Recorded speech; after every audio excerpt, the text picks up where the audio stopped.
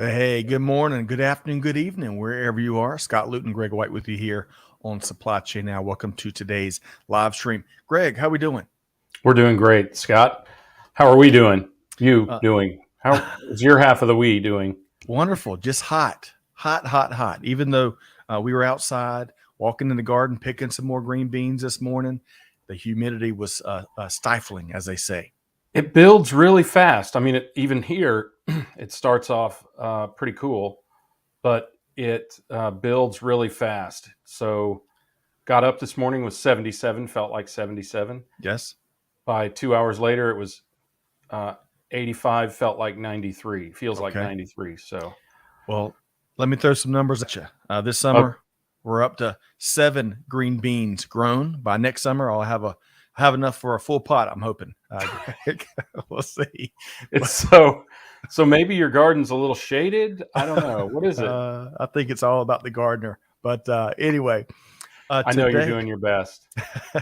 Hey, look, these are supply chain problems, Scott. no And kidding. we have to confess these. By the way, I don't know if you've heard, there's going to be a huge shortage of beef because of the grain shortages and the price of feed and all of that sort of thing. So we should expect to be seeing that for the next year or two. Okay, that is So good as to if know. steak wasn't expensive enough, now might be the time to go vegetarian or at least chicken. Well, that's good to know. It is good, I isn't it? appreciate you dropping that on our global audience here today. But hey, speaking of information you can use, today we're going to be sharing, Greg, interesting research focused on what working capital strategies that business leaders are using in this highly disrupted world of global supply chain. All that goes without being said, right? Disruption here, Indeed. disruption there, around every corner. Greg, are you ready for today's conversation? I believe that I am. There's a lot of academic stuff here, but fortunately, Dr. Swink has distilled it down for folks like me. So yeah, I feel ready. I feel ready. I didn't do my homework, just like when I was in college, but no, yeah, I'm ready. Well, stay tuned. Dr. Morgan Swink is just one of our great guests here. We're going to be bringing on in just a minute. We're also joined with our wonderful friends and repeat guests from Esker. So stay tuned. Yeah. But hey, folks, we got a great panel, but we also want to hear from you too. So please share your take throughout the next hour or so via the comments, the skyboxes, the cheap seats, all terms of endearment. And we're going to share and work as many of those comments into the conversation as we can. So with that said, Greg, let's say hello to a few Yes, Scott. folks. Of course, our production team, our world-class production team, Catherine, Amanda, Clay, Chantel, you name it, are here with us. Really appreciate all they do to help make production happen. Glormar is back with us. She was on the webinar yesterday. Good morning from a very warm California via LinkedIn. Glormar, great to have you. Yeah. Mark Preston. We got to get Mark Preston on a future show. 104 degrees, In Greg. Reynoso. Wow.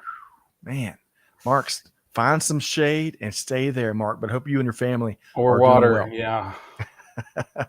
Yeah. Matthew tuned in from LinkedIn. Hey, let us know where you're tuned in from. We'd love to make, kind of connect the dots on where our listeners are tuned in from. Claire from Ann Arbor, Michigan via LinkedIn. Ever been to Ann Arbor, Greg? Are you kidding? Of course. Yeah. The home of the University of Michigan. Go Blue. That is right. That is right. I have spent many days that I don't remember in the parking lot outside of the stadium. Well, Claire, great to have you as well. Maybe we'll get to some of Greg's stories there on a future episode. Hey, Dave, great to see you here via LinkedIn from Texas. And Dave, I hope we can share this news with you. But you've got some big keynotes coming up between now and the end of the year. So safe travels there, and it's great to meet you earlier today.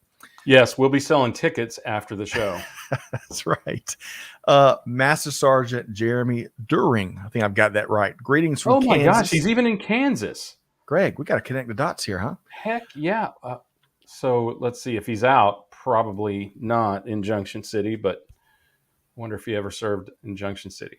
We'll find out. And Stationed to all in of our Junction listeners, Jeremy and Glorimar both are veterans that are part of their transition journeys, getting into the private sector, looking for roles in global supply chain. Probably you can learn more. Make sure you connect with them, and if you hopefully are one of the wonderful organizations that put an emphasis on hiring veterans, reach out and make that connection.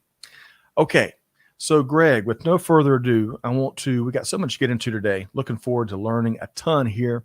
I want to introduce our panel, and then we're going to bring them into the stream. You ready to go? Yeah, let's do this. Yeah. So, as Greg already let the cat out of the bag, we do have Dr. Morgan Swink rejoining us here today, a repeat guest. He's executive In director. case you didn't read our promotional materials. That's right. That's right. I guess the cat's already out of the bag. But Dr. Swink is the executive director for the Center for Supply Chain Innovation at Texas Christian University. He's joined here today with another repeat guest, Dan Reeve, U.S. Director of Sales and Business Development with Esker, and his colleague, Nick Carpenter, Business Development Manager with Esker. Let's bring them on in.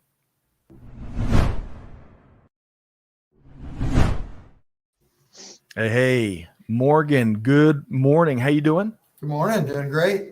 Good to see you. Great to see you as well. And Dan, how you doing? All good. Yeah, all good. Thanks. Good to see you again. And Nick in Wisconsin. How you doing, Nick? Doing well. Good to be here from Madison, Wisconsin. Thanks for having me. That is right. Go all Wisconsin sports teams. We'll save that for another day. So, Greg, welcome aboard, everybody. Yeah.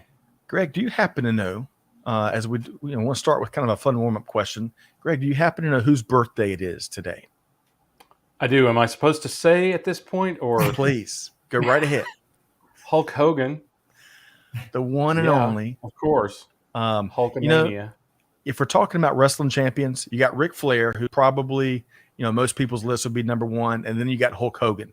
I'll let y'all fight over who is better. But nevertheless, you can't argue with how larger of a life character that the Hulkster was. So where I want to start with, go around the horn here, is I want to, your favorite larger than life character, whether it was as a kid or someone you love these days. So Morgan, you're going to be the leadoff hitter today. Your thoughts? All right. Well, I'm going to stay in the sports realm. And as a kid, of course, growing up here in the Dallas-Fort Worth Metroplex, I was a huge Cowboys fan. Back when the Cowboys still had some integrity as well as talent. Leave that for another conversation. But Pre-Jerry Jones, Roger Staubach, loved him. I mean, he was awesome on the field, off the field, wonderful person. Great community guy. He still is today, but I love to watch him play. And he's got a great backstory. Came out of the Naval Academy, and he's just a really great guy. I'm with you. Yeah, huge. Roger Staubach, speaking of huge, Jeremy says Andre the Giant. There you go. That is actually physically larger than life, not metaphorically, right? Right. Okay, Nick, who's larger than life that you've always been tracking? I was thinking about it. I'm going to stick in the wrestling arena, if you will. I think I love watching the UFC, and I think there's plenty of good show business guys in there that we could point to. So I'll just say the UFC in general. All right, UFC. Are you going to be a UFC participant, Nick? You look kind of built there. I don't think so. No, not this year. All right. So Dan Reeve, Dan, great to see you back. I know you're traveling once again, mover and shaker. All right. So Dan, who is your larger than life character? I'll probably go for I'll go Captain Dale Dye. So if you've seen Platoon, if you've seen Saving Private Ryan, if you've seen many of his movies, he's a former vet. He's a former Marine. He got 2 Purple Hearts. Was wounded, did 2 tours of Vietnam, and he trains actors to play the role of soldiers and Marines and airmen, etc., etc. So I bumped into him in a bar. We had a 3-hour conversation. He punched me in the leg when I told him I wasn't going to have children. I now have 2 beautiful children because we sat down. That's how it happens. Basically, we sat down for 3 hours talking about life and our joint military experience and what we like to do in life. And he told me that life's what you give, not what you get. And I was making a mistake. And he's been he stayed in touch. So what a great guy. And he gave me the kick I needed when I needed it. Love that. Yeah. Dan, appreciate you sharing that. Greg, I'm coming to you next, but really quick, welcome into Juan. Greetings from Lima, Peru via LinkedIn. Great to see you, Juan. Looking forward to your perspective. Our dear friend Tony Sciarrotta with Reverse Logistics Associations in the house. I bet he's on the road as well. And Clay, who goes by Diesel because the motor's always running, is with us as well. Clay, great to see you. Okay, Greg, you're the cleanup hitter today. One larger than life character you're a big fan of. This is going to sound weird, and it's also not going to be very popular with Juan Luis or my family back home in Argentina. Henry Kissinger, who was, when I was just a little kid, was he was the Secretary of State of the U.S. and has done a lot of things since. The only living member of the cabinet from the Richard Nixon days and Gerald Ford days. So, but he was just huge. He was everywhere all at once. He was in China. He negotiated the end of Vietnam. He did the Paris Peace Accord, the Paris Peace Accord for Vietnam, and a number of other things, some of which, again, didn't age well, but still was, always in the limelight. I was like a 6-year-old kid when he became Secretary of State, and still I knew who he was. Wow. Man, you start with Hulk Hogan, you never know where we're going to end up with, right? So Greg, Morgan, Nick, and Dan, thank you for sharing, and happy birthday to the Hulkster. Okay, so where I want to go here today, we've got a ton of stuff to get through. And Morgan, I'm going to start with you. I want to dive into the central topic today, the interesting survey data that we've worked together to gather. And then, of course, the team here has analyzed that over the last couple of months. So where are we starting here today?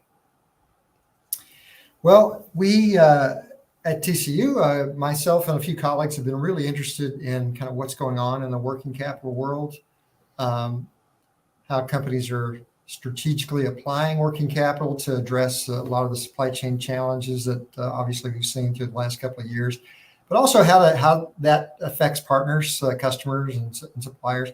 And so we were just thrilled to get the chance to work with Esker on this project to try to dig a little deeper into what's been going on in the last couple of years and try to understand, where folks are coming from, how much of the change is actually intentional, how much of it is just super reactive. Right. What's going on. And for those that do have intentional strategies, what are some of the priorities that they have? So that's kind of where we're trying to get to with the survey.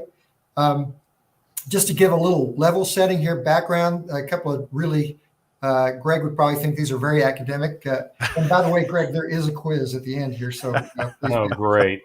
But here's what we've got here. That's okay. I'll figure out a way out of it. Very quickly.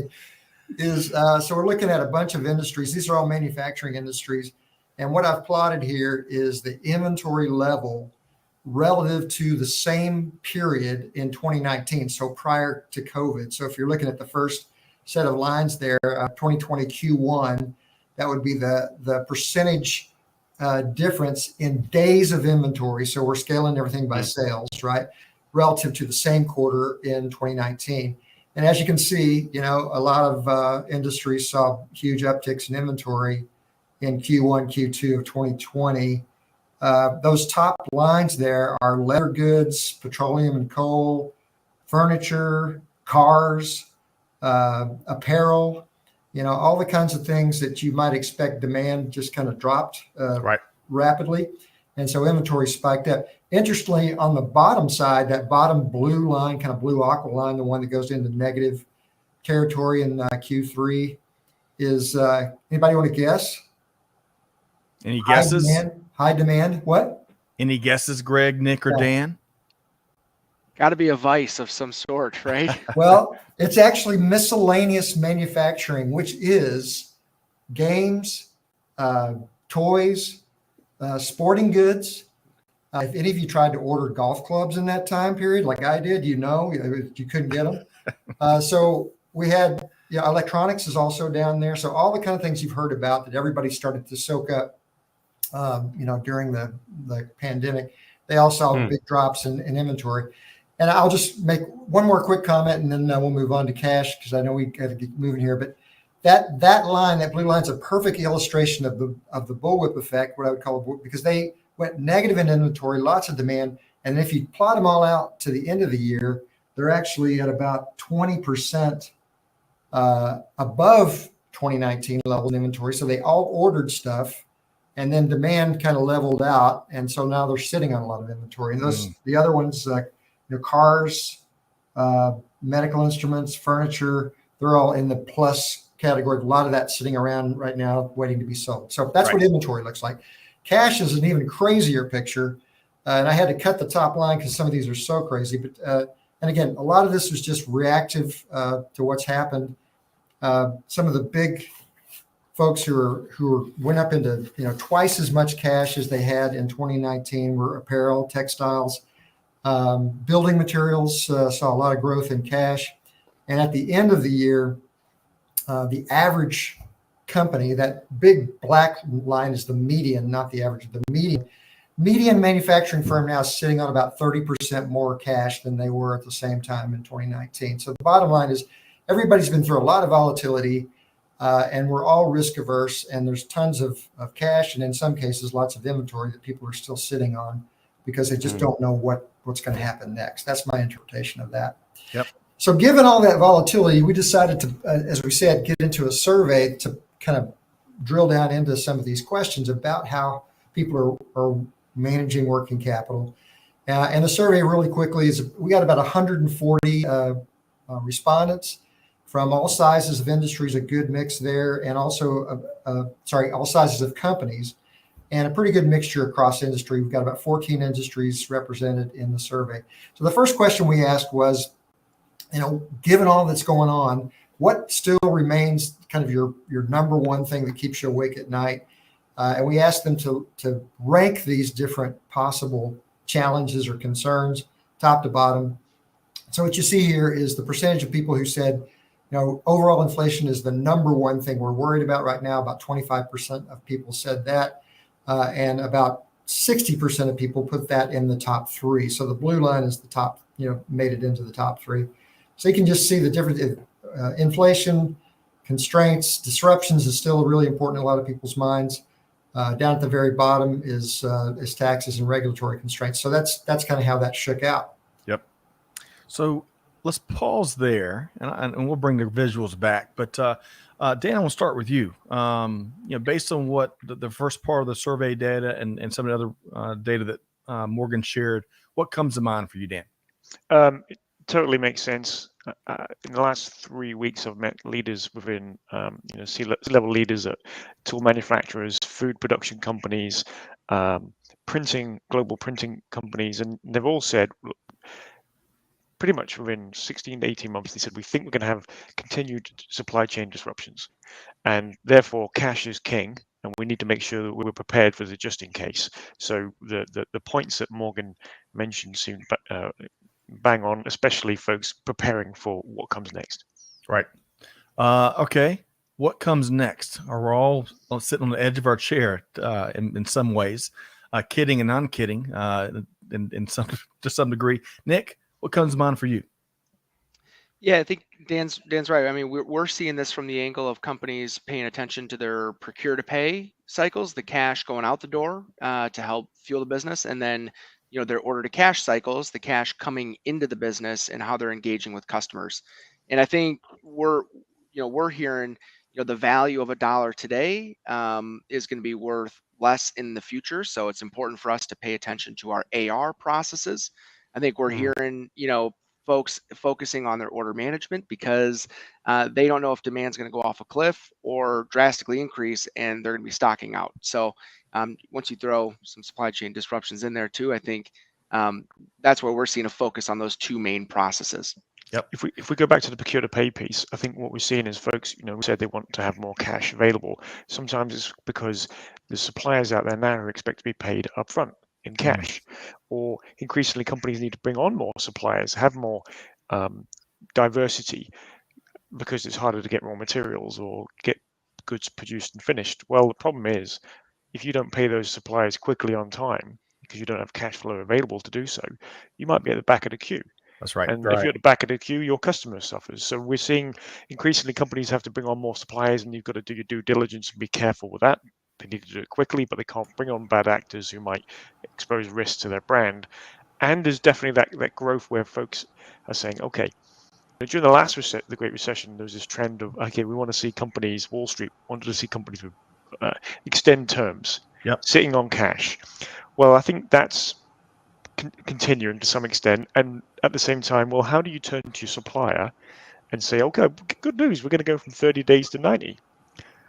Well, the reality is this is where I think companies are having to engage in things like supply chain finance or early payment discounts. Say, if you do come forward and if we do extend your Yep. terms, there's an alternative. We could pay you quicker, even 3-4 times quicker than we do today, in return for a small discount. So Yep. I think companies are starting to sort of, the supply chain and the treasury are starting to look into these things. Well said, Dan. Okay, Greg. Now that we've heard from Morgan, the research data and some of his observations and what Nick and Dan are seeing out in the industry, what comes to mind for you, Greg? I think the immediate thing that comes to mind is that a lot of what we've thought for a long time is really confirmed by this study, and that is we don't know where inflation is going. Again, it went up by 8.5% over last month, not zero, as has been reported. It went up by 8.5%, including eggs, which this is the one item that I'm tracking personally, which are up 38% over last year. And I think we, Scott, because and probably many of us in this panel knew that inflation was going to continue to increase because of the number one concern in this study, which is supply chain disruptions, right? And we don't know the cost of those things because transportation was disrupted, supply was disrupted, demand has been disrupted. As Morgan, as you said, we can't predict the consumer right now, and that has left many companies high and dry. Target, Walmart, and Kohl's, notably with patio furniture, which, by the way, I'm taking full advantage of. Patio furniture is a bargain right now. Yeah. And I don't know if that counts as furniture, by the way, Dr. Swink, or if that falls into the miscellaneous bucket. Nonetheless, it's a huge amount of overstock. But anyway, I think that the fact that supply chain disruptions remain the biggest concern, and also I believe, and I think many others do believe, the biggest impact on inflation, that what Dan and Nick are talking about in terms of finance is going to become more and more important. The pressure to be profitable is reflected in what's going on in the stock market, and for companies to do that in I dare not say recessionary time. Recessionary times, you have to hoard cash, right? You have to hoard cash, and that's what companies are going to try to do, because you have to be agile in times when all of this unpredictability exists, but also, of course, as demand fades. Well, all right. A lot of good stuff there. I appreciate everyone weighing in. We've got 2 more segments of the survey to get to, as well as some resources at the end. Really quick, talking about miscellaneous. Jeremy says, I didn't know all my interests were classified as miscellaneous. My wife's going to be thrilled. I love that, Jeremy. And Mike says, and you can see Mike, we're using factoring companies more than ever over the past 12 to 18 months. That is great to hear. Anar, great to see you. And finally, Juan says, in Peru, one of our constraints is political uncertainty. Yeah, that's true. Again, I mean, after several years of stability there, sad. It is. State of affairs. It is. Wishing you and your family all the best, Juan. Okay, so Morgan, let's get back to kind of the working capital aspect of some of these survey results. Please take it away. Yeah, sure. So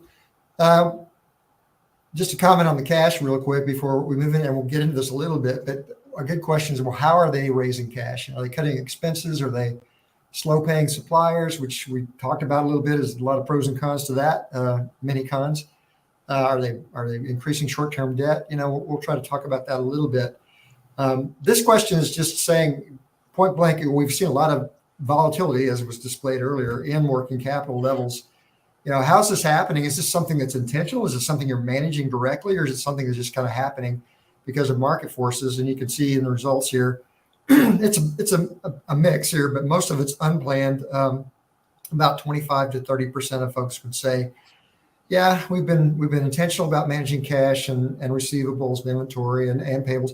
But a lot of people are just saying, now this is just stuff that's happening. It's just happening to us. So there's an opportunity there, it looks like, to try to improve. All right. So in terms of those who are trying to manage their working capital levels, what were their motivations? What were your key motivations? And we asked them to select all of that applied, right? So about 33% indicated that it's buffering, it's demand uncertainty, and then a comparable number supply uncertainty. So again, to the message that we talked about already, it's that uncertainty on both sides of the house that's driving things. Interestingly, a good number, almost the same number, 33%, said to support suppliers. But as I think Greg mentioned, and we've seen in some other studies here at TCU, there's been a pretty strong 20-year trend toward lengthening payables from 30 to 60. And Dan said that's 60, 90 days. And that's continuing even through COVID. That has continued. Hopefully there's some spots where that's not happening so much. And I think the factoring that was mentioned earlier is coming to play to try to help that. But so the rest of them here are just some of the top motivations. You can see uncertainty is really the key thing that's driving everything. That's right. Okay, we'll bring the visuals back in just a minute. Couple of quick Michael Williams, great to have you here today. First time tuning in via LinkedIn. Let us know where you're viewing from. We'll have to connect the dots there. Christoph is shouting Greg's theme, and everyone else is maybe cash is king every time. And then finally, Tony Schroeder, how disruptive is the $761 billion floating in the USA returns to working capital for retailers? Are they planning for 25% returns and refunds? Good questions there, Tony.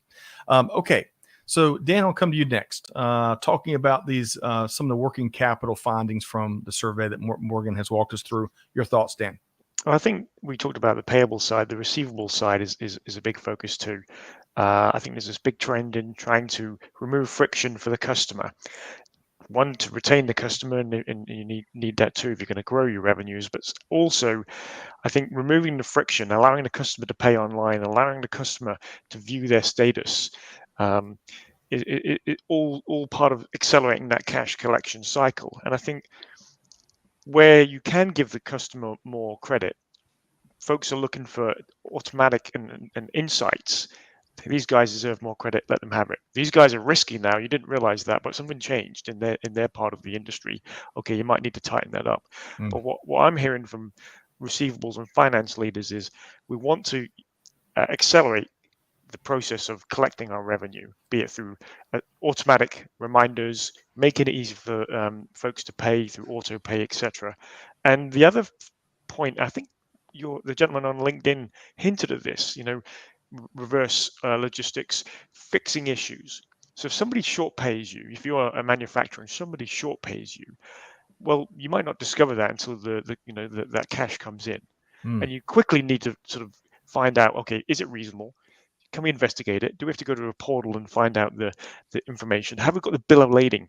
That in the recent times, I think the bill of lading has become this golden document that allows you to see what really happened. Right. Did we deliver? Did we damage the goods? Is there a problem on our end? Is there a problem on their end? So I think there's this drive to be able to get all this information and quickly challenge the deduction if it's not fair and reasonable. Or, okay, it is fair and reasonable. We agree to it, and we need to improve our processes so we're not leaking money. So I think there's a big focus on cash collection, and you're seeing for the first time, in my opinion, in recent years, both payables and receivables are interested in technology and innovation. They're talking to one another. Once upon a time, they're two different departments in the same building. And what do you do? Oh, well, nice to meet you. But now they're talking and they're collaborating. We're bringing people together. I love Right. that, Dan. All right, so Nick, weigh in here. Yeah, Dan hit on it. I'm going to share just a real world story. Fortune 100 food manufacturer, and they came to us asking for some of the things that Dan had just mentioned. And of course, our answer is why, right? What are you guys looking to do? And optimize working capital, shrink our open AR, because some of that uncertainty that folks had reported on, that Morgan shared on, is kind of linking into some of their shareholders, and they're seeing their large open AR balance as potentially a risk. Are you doing business with customers that are a little bit risky? If so, that may impact our feelings on if we invest in you. And for them, there was a benefit in also bringing in that cash because they're in a highly commoditized space. For them, it was a way to grow through acquisitions, get into new product lines, and kind of differentiate themselves in the market. So a lot going on there, but that's the story that kind of came to mind from my side. risky business, not just a wonderful movie from the 1980s, right, Greg? Your thoughts? Not just, also a potential philosophy on business, right? Sometimes you just got to say. Anyway, I think I think one of the great tools for affecting working capital is not really available right now because of all of this disruption and what do I want to say? Mystery in the supply chain, because you can't cut inventories yet, and except for the obvious mistakes like patio furniture, you can't cut inventory yet because nobody knows where demand is going. It's a fatal flaw of how we manage supply chain generally, but it's not something we're going to fix overnight, being able to forecast the consumer instead of postcast the products. So that takes a very important tool out of the toolkit of so many companies, distributors in particular, but retailers and even manufacturers, because in distribution, 100% of distribution companies, their largest asset is their inventory. And that's largely true, if not the largest, then real estate is for retailers. And then manufacturers have been also hoarding their own products in stock because of this demand volatility. So with that being the case, and with demand shifting such an incredible risk, you really have to look in another place than you would have looked in the past prior to 2020. Yep. Well said there, Greg. All right. I'm coming back to you in just a second, Morgan, as we continue into the third segment. But Michael Williams, Memphis, Tennessee, home of Charlie Virgo's Rendezvous Barbecue, famous joint there. So, Michael, thanks for being here. Emmanuel, tuned in from Nigeria via LinkedIn. Great to see you here today. Hope you can weigh in. And I believe this is Khalid. The past couple of years have taught me that a lot of components involved in producing a certain product can be substituted with a component from a different industry. Some understand that, some still don't. Excellent comment there, Khalid. Okay, so sharing all kinds of supply chain learnings. All right, so Dr. Swink, let's get back to the survey, in particular, the survey that kind of focused on what improvements that business leaders and organizations are doing. Yeah. So first we just asked a general question. So if you look at three processes: procure to pay, order to cash, and the order management, kind of front end order management process, how much improvement have you actually made? And this is kind of your typical bell curve or normal distribution. Greg, that will be on the quiz. About half the folks say, one of the few things that I know. Thank you. About 30% of the people say we've made some real progress. A good 30 or 45% say moderate. And then there's the 30% that say, no, we haven't really done very much. So interestingly, there's not much difference across the processes. I would have expected maybe, a lot more improvement in procure to pay, but that's kind of more where I live my life. So that's where I expected it to see it. But yeah, pretty similar levels of progress in each. I mean, my big takeaway here is that there's a good 35-40% of people out there who aren't really doing much. So there's a lot of opportunity, a lot of great same old, right, yeah. Morgan? Yeah. So what tactics have you used to improve working capital? Those of you who are making some difference. And there's a pretty interesting pattern here. I won't go through all of these bullet points, but the top two are human resources, training, or dedicated personnel. So they're very internal, human resource focused. And in many ways, I would say, I don't know if it's easy, but it's internal. You have total control over that. It doesn't require any external partnerships. So it makes sense that people would kind of attack that first, I guess. The next grouping there is systems, right? Inventory system, order management, procure to pay, invoice. What's surprising to me there is the small percentage that are actually currently using these kinds of systems. I thought these were fairly well deployed everywhere, but we do have a good number of small companies, 500 and less employees in the sample, and I'm guessing those are the ones who haven't made as much progress. Mm-hmm. Then you got, let me just say one more thing about that slide. That the bottom four there are what I think a lot of us are hearing about and talking about a lot. And they're all the analytics and digital types of processes. You see cloud-based processes, the lowest one there. Only about 40% of people are currently using those. So again, big opportunity here. Interesting to me, at least, that we haven't seen more progress. A lot of people say, yeah, we're planning to use that, but they are the lowest in terms of current adoption. Yep. That is a lot of surprising data there. Okay, this next one. Yeah, so this one's not so surprising. The number one motivation or outcomes they're seeking in improvement efforts is cost and efficiency, and then accuracy and error reduction, number 1 and 2. So those are easy to measure kinds of outcomes and driving a lot of the behavior there. Interestingly, I was surprised at this one. Staff retention or job satisfaction, rose to the kind of number 3 position here. So that's good to see that people are thinking about that. The rest of these, you can read through them, just improvements in multiple dimensions.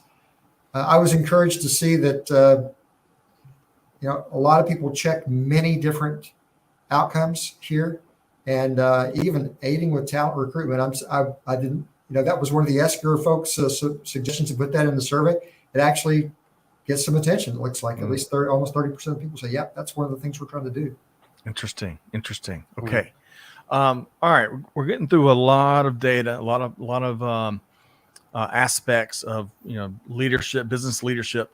Dan, I'll come back to you based on kind of the improvements segment of the survey and the data that Morgan just walked us through.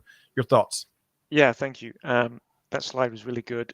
Side benefit. One of the things I've heard from supply chain leaders, customer service leaders, I'll give you a layer. They're part of Abbott Labs as an example. Years ago, they said, hey, the unexpected benefit of this project? 2 things. One is now we have time to train our people, and they appreciate that. And we can talk about career development. And 2, we've shown the organization as a whole that we can do digital transformation. So suddenly more people are coming forward with ideas and to innovate. So I think I'm not surprised about where staff retention came up, because what we're seeing is folks are realizing, a lot of senior leaders are realizing there's an opportunity to improve processes and deploy technology and be more efficient. And if you don't, your folks are not going to stay. It's hard to find people right now. We know there's big labor shortages. It's very hard to retain people. Training folks in your manufacturing organization, if you've got a couple of ERPs or systems of record that you use, you just can't bring people on and have them stay for 3 months. So it's hard to get people. And if you bring them in to do the old work, it's manual, it's boring, and it's frustrating. You don't empower them to go and enjoy the work and actually serve the supplier, serve the customer, make a difference through things like supply chain finance or taking care of the supplier, the customer. Folks leave. So retaining folks and keeping folks and make them enjoy their work, not making them, but putting the conditions in so they enjoy their work.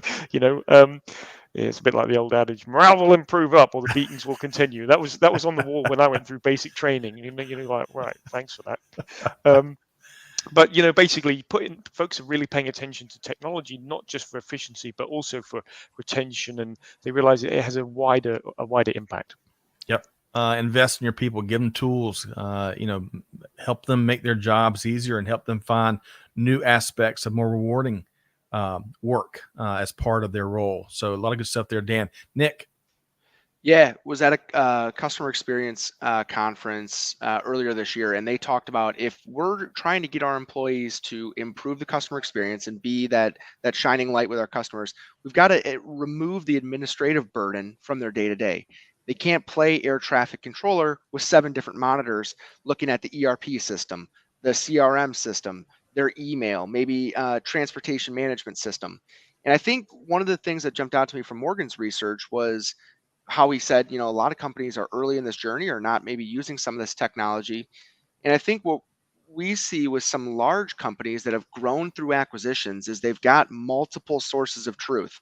Working with one packaging company right now, I think they got 47 different ERP systems. They're trying to centralize on Dynamics 365, but that's a multi-year journey, right? So how many different panes of glass are they looking through to try and make decisions? So I think that's one challenge, certainly an area where cloud-based systems can help, but one barrier to making change. Yeah, well said, Nick. All right, so Greg, I bet you're biting. What am I trying to say?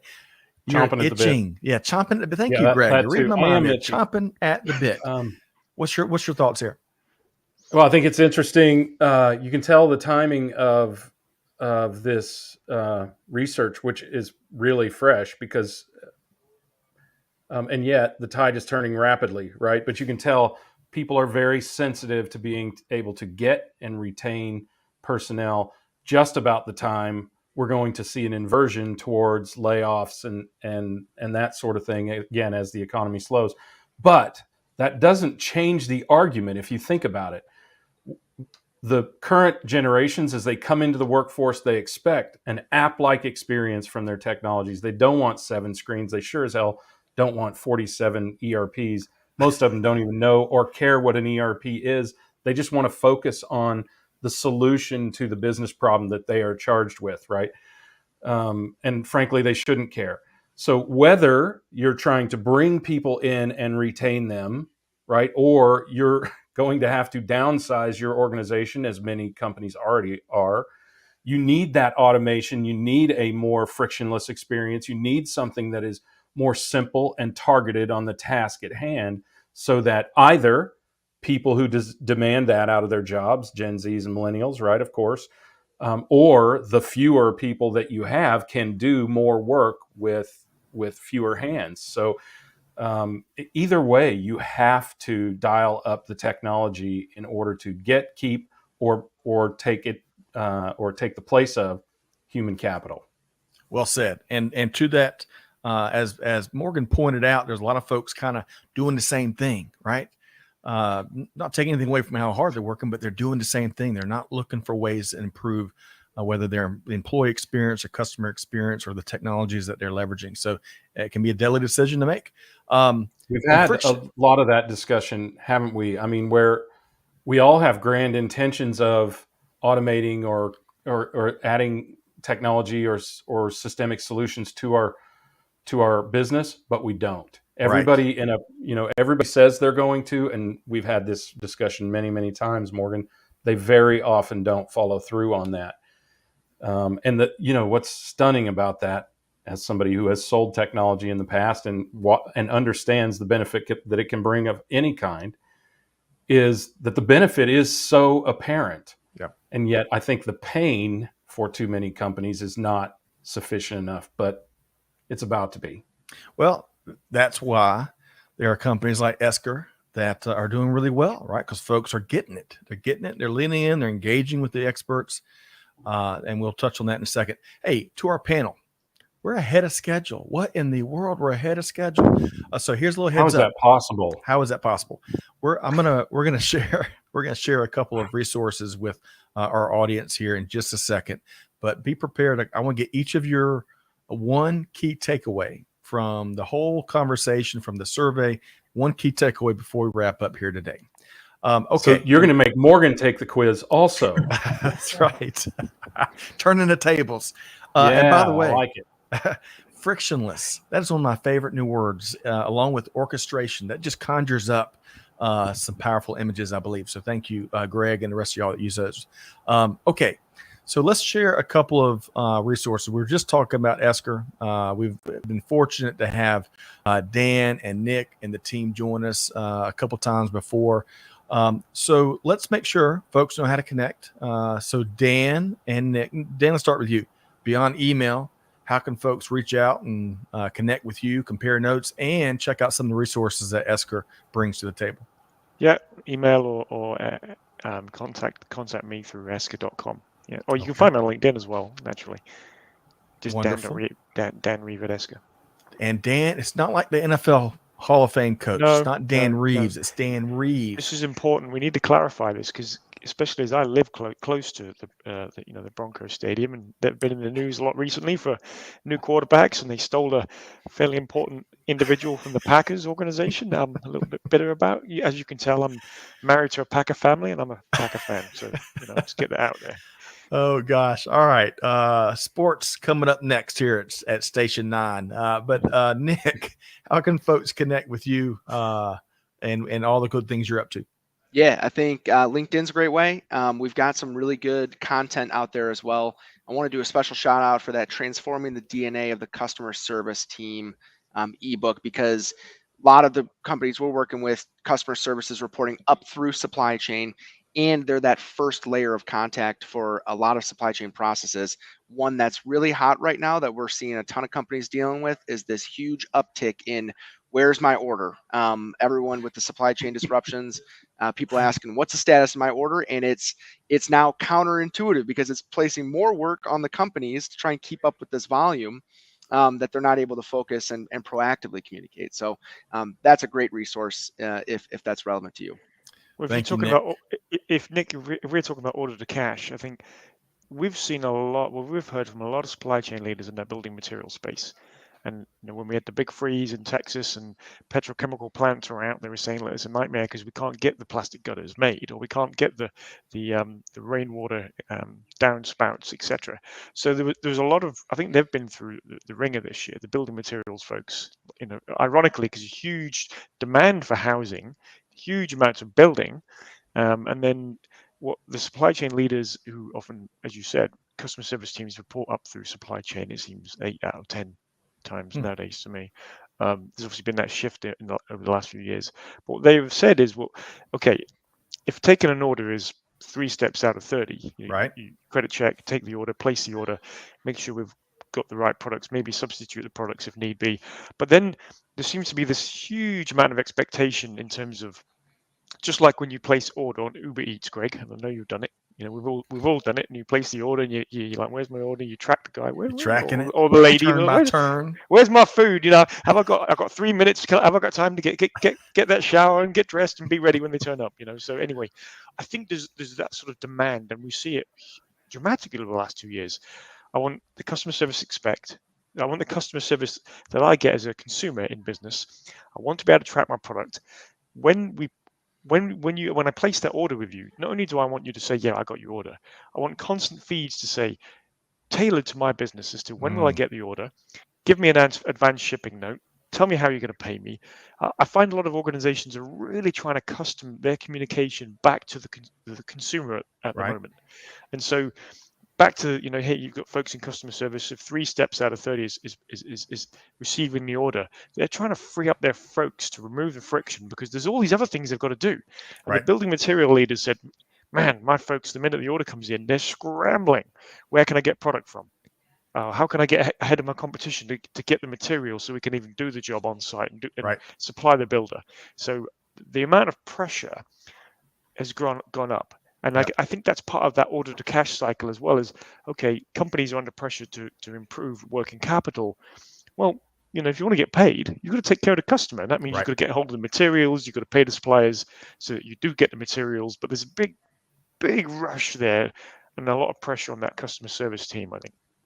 And maybe doing business the way that they want to be business to be done. Meaning, I think we're hearing from a lot of our customers that their largest, most strategic customers want to do business on their portal, on their Ariba platform, on their Coupa platform, and that frictionless, being easy to do business with on how they prefer may help you downstream. Lower your cost to serve, improve your DSO, simply just by meeting them kind of where they prefer. There's a lot of work there right now, isn't there? A lot of companies are having, if you send out an AR invoice, you don't just send out an AR invoice anymore. It has to be tailored to the customer, and it has to be put up into these portals. And what we hear from folks is the leaders say that's the new manual. Right. That is slowing down our AR collections because it's a huge amount of work to go interact with those portals. So going back to your earlier comments, David Bowie gone too soon, but man, if Global Supply Chain had a house band, it would be David Bowie and Queen singing Under Pressure, right? It's one of my son's favorite songs of all time. Ton of pressure. But the key thing here, going back to points everyone's making, but especially Greg, you made it, is what are you doing to alleviate that pressure, especially on your team members, right? Giving your customers, your suppliers, the same degree of visibility that that we, to use Dan's analogy, we as consumers expect these days, with the Uber Eats analogy. So let's do this though. We got one more thing to share. Dr. Swink, love your good work you're doing. Enjoyed interviewing some of what we call the now generation. outstanding students matriculate, and I can never say that word, through the Texas Christian University Supply Chain Program, and highly regarded. How can folks connect with you and your team? Yeah, well, I'm on LinkedIn, of course, like everybody. And then you can also reach me at m.swink@tcu.edu. Pretty easy to remember, hopefully. And then check out our website. If you just go to neely.edu, you can check out all kinds of Neely things. We have 6 different centers, actually. Supply chain is one of the centers, but go to our webpage underneath that header, and you can see we've got lots of events going on, case competition, business tech camp, seminars, webinars like this that we do. So please check us out. And if you're interested in engaging with us, let me know. Wonderful. Appreciate all of that and loved your perspective here today. Have enjoyed your appearances here at Supply Chain Now. All right. So Greg, quick, Nick and Dan were just, we were getting bonus content and perspective. I loved it. I feel like I might be leaving with a certification, even better. Greg, based on what you heard there at the ladder, and we're going to touch on the tours, the Esker Tours in just a second, but Greg, kind of, what'd you hear there that folks that really should latch on to? Well, Is Greg it's flunking the a quiz? lot, isn't it? I think, look, you have to take your fate in your own hands at this point. And if that is improving your processes or improving your systems or improving your customer relations, your supplier relations, or your employee relations, which it's probably all of those things, you need to do that. Scott, I got to tell you, I was, Dan, as you were talking about these portals, of course, we at Supply Chain Now work with gigantic companies all the time who have these portals. And I'll put it tactfully for once. It is burdensome for the vendor, supplier, what service provider, whatever you want to call it, because with this company you use Coupa, with that company you use XYZ, whatever, right? And everybody has a little bit different portal. And I think that as you said, that's the new manual, right? It's manual in both ways. Both, it's the guidelines for how you engage with a customer, but it's also very manual. And believe me, we hear it from our controllers and our accounting people all the time. It's very manually burdensome to get started in these things. And I think some of what we've talked about here, these enablement tools that you guys provide and are talking about, I think those are hugely helpful. Yep. Because once you've gone through that painstaking process to get on board as a supplier, then you really want it to pay off for you in terms of pace of play and and ease of use. So yep. I think it's important to understand that you have to. Somebody in the comments said, I think it was Jeremy, said you need to treat your customers the way you treat your employees. I think you likewise need to do that with your suppliers, because we are all completely reliant on one another. That has been displayed in greater measure than ever. And particularly an issue in supply chain now is there's nowhere for us to hide. It used to be that nobody knew what supply chain did. Nobody talked to you at cocktail parties. Right. They would kind of walk away whenever you said supply chain or get that blank stare in their eyes. But now everyone's an expert, or at least aware and thinks they're an expert. And so there's nowhere to hide. We got the exposure that we wanted. And so we have to live up to that expectation. And that expectation for most people is compared to a consumer experience, not a B2B experience. And the more consumerific, there you go, Scott. You're not the only one who makes up words. The more consumerific or appified that we can make those business processes, I think the better. And to be able to, one, know where our stuff is, but for the suppliers, where my bucks are. Right. I think that's going to be a big question for, as we progress here. Well said.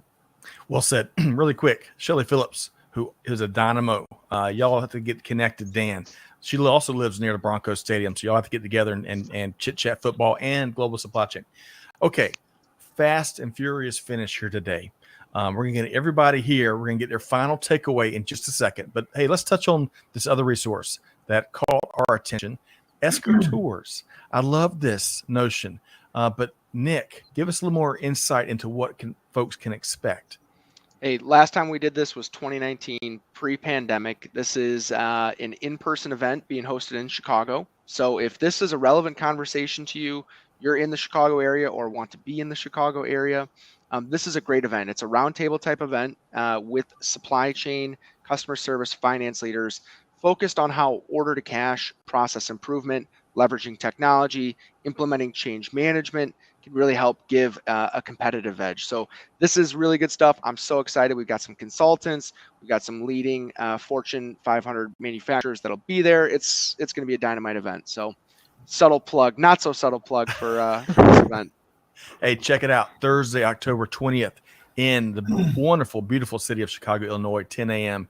to 4 p.m. Central Time. And we're going to drop the link to that as well. Tony says, I've seen that blank stare Greg mentioned many times when I say reverse logistics. That's an excellent point there. We try to, here at Supply Chain Now, we try to shed a lot of big old flashlight on the wide world, important world, but as Tony calls it, the dark side, because folks don't know nearly as much about it, of reverse logistics and returns management. Okay, so we're going to go around the horn here right before we wrap. We've got contact information. We dropped links in the chat. We've covered how you can connect with Dan, Nick, and Dr. Swink. Please do so. Check out the event, Esker Tours, as well as his resources at esker.com/resources, I believe. All right, so Dr. Swink, let's get if folks listen to one thing as we wrap up here, if they listen just to one thing, what is that, Morgan? Sure. Yeah. So at TCU, we brand ourselves as kind of an end-to-end supply chain program. So I think I'm really biased. I see everything that way. But the thing that jumped out at me from the conversation, as much as the results of the surveys, you've got to manage this whole thing as an end-to-end process. And in the past, I've always thought, well, of course, got your order to cash and procure to pay and everything in between. And those 30 steps that Dan mentioned, and there's a lot of input, output, and all that has to be transactionally managed end to end. But what I'm seeing more from the discussion today is it's actually strategically needs to be managed end to end too. I'd never thought about the fact that AP affects AR. I mean, indirectly, how well you get stuff from suppliers and then are able to serve customers is they're going to affect their willingness, to pay you. So, I mean, maybe that's obvious to most folks in business, but that idea that you need a team that's going to not just manage the transactional input-output relationships, but think about outcomes, think about strategies for managing working capital across those three processes or multiple processes. I think it's an important takeaway. Thank you so much, Dr. Swink. And big thanks to you and Dave and the whole team. JJ, congrats to him on what's next. The whole team for doing an excellent job on the survey, as always. Nick Carpenter. I learned something new. You're not a wrestling fan. What was the league you mentioned? UFC. Yeah, that's right. UFC. Learned something new about you. But what's one? We'll talk shop out UFC later. But what is one key takeaway folks got to remember? I'm going to echo Morgan's comment. It's an end-to-end process. This clicked for me this year when we started getting into projects where people were saying, we need you to update taking our order confirmations from our suppliers because they're changing all the time. We keep getting updated ship dates, and we need you to update that in our system of truth, our ERP, so that we can communicate to customers when they would actually expect to end expected ship date. So now we're talking improvements in customer experience from improving the process with suppliers. So to Morgan's point, that's a real world example of an end-to-end. And the only thing I just want to leave with is this whole thing made me think of a Gartner article we read once, which was winners are made in the turns, meaning they did a study. If you're improving in times of disruption, your peers aren't, and you'll see the benefits as you come out of it. So it's an opportunity for everyone. That is right. Listen to Nick to be a supply chain superstar. A little tip of the hat to the Carpenters there. All right, so Dan Reeve, who moves at the speed of 1,000 gazelles, one of our favorite phrases right. Dan dropped on us a while back. He's made a variety of popular appearances here. Dan, one key takeaway, and Greg, I'm coming to you next. Well, I was going to mention what Greg mentioned, and so that is. I'll give Greg. It's very hard to control demand and know what's going on with demand. So therefore, I think folks are sort of building up inventory, and also that's how it ties up capital, and folks want cash just in case. So the plug is, you still need to be able to approve that AP invoice at the speed of 1,000 gazelles if you want any chance of keeping your supplier happy, or maybe earning some early pay discounts. See, I managed to get it in. I always manage to get it in one way or the other. That's genius how you do that. Right. It is. Well, hey, we've only just begun. We've got so much more to tackle as part of this conversation, but we'll have to save it for next time. Greg, the infamous wrap here. I love I tell you, we've really heard it from our entire panel here today. But Greg, give us your final thought, and then we're going to sign off and get going. Yeah, this might be news to Nick and Morgan, but you and Dan know this could come from anywhere, and here it comes. And that is that we have to understand that supply chain is an ecosystem, and that our consumers are the earth elements. They make us grow, they make us breathe, right? They keep us warm, all of those things. And we have to enable them first. But as it's an ecosystem, you have to nurture every aspect of it. And that includes your suppliers, that includes your internal constituencies, and of course, your consumers, your customers. And you have to understand the interaction between all of those things. Enterprise is the new commerce, whatever you want to call that. But you have to recognize that you do not stand alone in the supply chain. You are part of a greater whole, right? You're a tree in the forest. You're a whatever. You're some companies are the nasty poison ivy that was growing up one of my trees that I just eliminated. But nonetheless, everyone is dependent on one another for their well-being, right? That's right. So we have to recognize that. We have to think of the supply chain as an ecosystem, treat it as such. And when you do that, Morgan, to your realization, when you do that, it is better for everyone, your consumers, your company, and your suppliers, and everyone else you interact with. Well said. Well said. Hey, thanks for all the great feedback here, Jeremy, Tony. Tony also shares that Morgan Swink and Dave are both rock stars at TCU.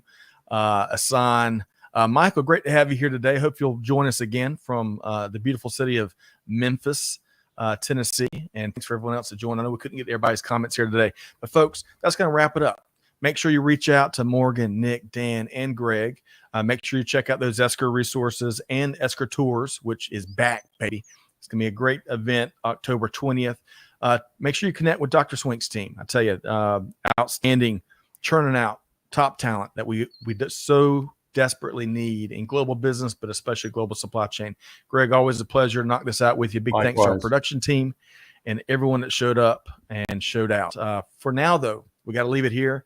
Scott Luton challenging all of our teams. Hey, don't be words, not deeds. Be all about deeds, not words. Take action on what you've heard here from this incredible panel, right? Help your people out.